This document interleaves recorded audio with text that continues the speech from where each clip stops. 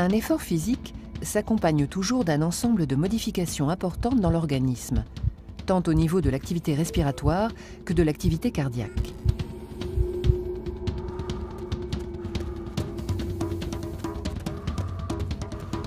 Lors d'un effort, les muscles en activité ont besoin de dioxygène dont la consommation augmente.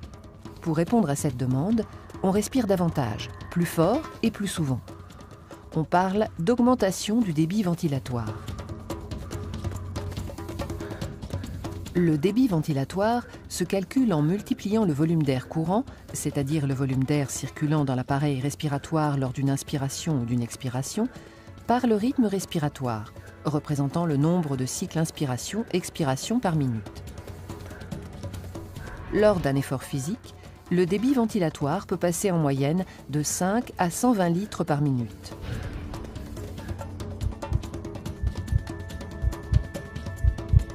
Cette augmentation du débit ventilatoire résulte de l'accroissement du nombre de respirations, qui passe de 16 mouvements par minute environ au repos à une cinquantaine pendant l'effort.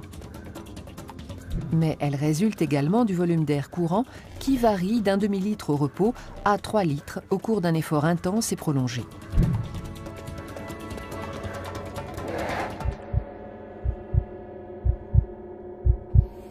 L'organisme doit apporter dioxygène et nutriments en grande quantité aux muscles. La circulation du sang dans les vaisseaux s'accélère. Débit et fréquence cardiaque augmentent nettement.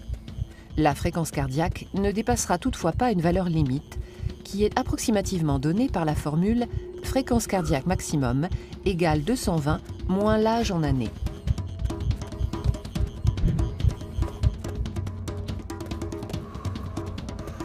Enfin, l'intensité respiratoire s'accroît tout autant, c'est-à-dire la quantité de dioxygène consommée, principalement pour alimenter les muscles en activité. Cette consommation augmente jusqu'à une valeur maximale qui ne peut être dépassée et que l'on nomme la VO2 max. La VO2 max représente le volume maximal de dioxygène consommé dans un temps donné, cette consommation restant stable au-delà d'un certain niveau d'effort. Toutefois, la valeur de la VO2 max peut être améliorée par l'entraînement régulier et adapté dans les limites des dispositions génétiques de chacun.